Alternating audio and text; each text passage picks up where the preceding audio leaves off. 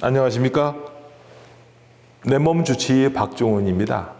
지난 시간에는 호흡하는 방법에서 말씀드렸는데 이번 시간에는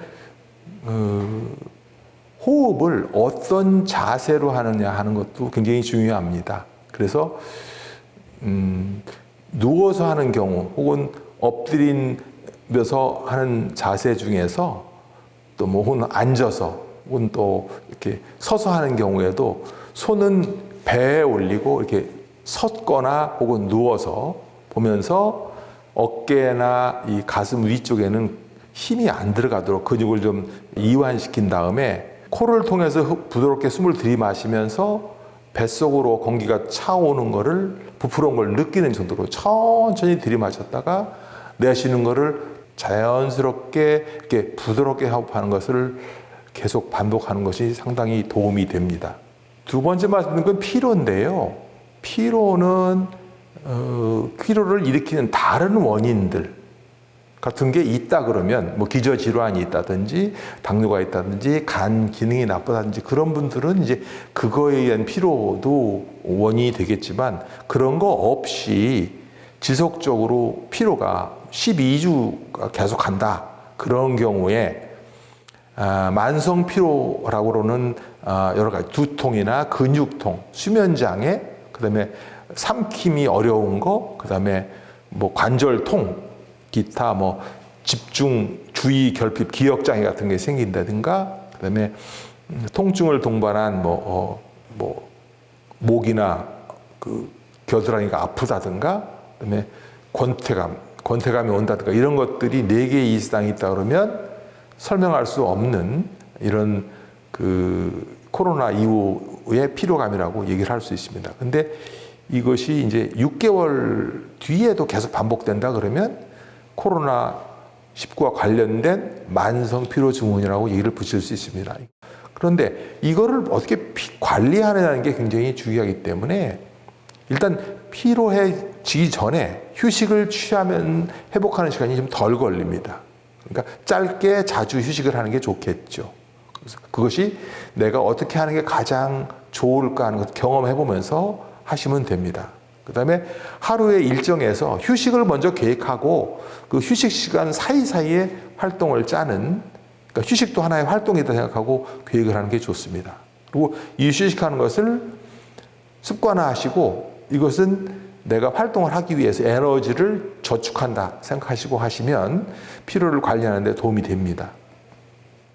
대개 그 피로의 증상 척도가 있습니다. 한 9가지 정도가 있는데요. 1. 피로하면 의욕이 없어진다. 2.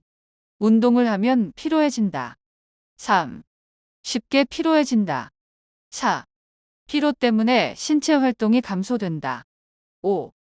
피로로 인해 종종 문제가 생긴다. 6. 피로 때문에 지속적인 신체 활동이 어렵다. 7. 피로 때문에 업무나 책임을 다하지 못한다. 8. 내가 겪고 있는 가장 힘든 문제를 3가지 뽑는다면 그 중에 피로가 포함된다. 9.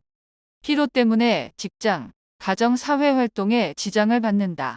도표에서 보시면 이것을 한 7단계로 나누어 각각 표시를 합니다. 내가 느끼는 것을 표시해 가지고 이것을 평균 점수를 냅니다. 내셔서 이것이 3.22점이 넘으면 그 민감도, 특이도가 높은 그 피로의 증세가 있다라고 볼 수 있습니다.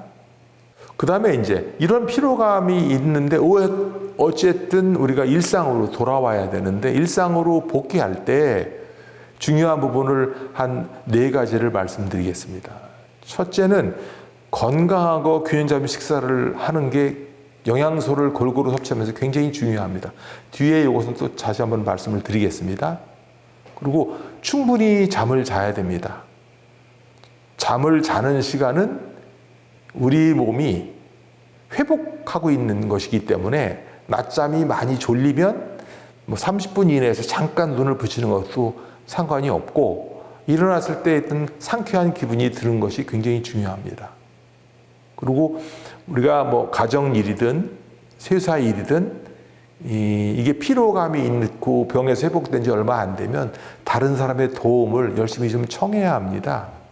뭐 집안일 같은 경우에는 아이들 돌보기라든가 쇼핑이라든가 뭐 운전하기 같은 것들은 조금 좀 남한테 부탁을 하다든지 해서 주변에 알려서 도움을 받는 게 회복에 도움이 됩니다.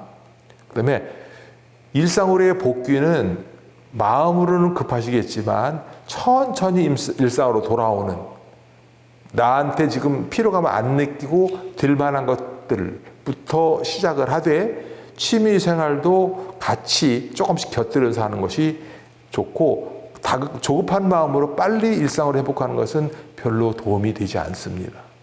그래서 이러한 그 일상 회복도 어떤 속도, 회복 속도, 그 다음에 어떤 계획을 세워서 내가 그 힘을 너무 낭비하거나 이런 일이 없도록 계획을 세우고 우선순위를 두어서 내가 먼저 급한 일을 먼저 하고, 그 다음에 자세 같은 것도 중요합니다. 그래서 큰 관절을 사용하는 쪽으로 하고 같은 자세로 오래 움직이지 않고 있다든지 하는 거, 서서 해야만 하는 그런 작업들 같은 것은 좀 피하는 게 좋습니다. 고개를 많이 비틀거나 허리를 깊게 숙이는 동작 같은 것은 좀 피하는 게 좋습니다. 체중 관리도 중요합니다. 오늘은 여기까지 말씀드리겠습니다. 다음 시간에 또 좀 더 말씀드리겠습니다. 감사합니다.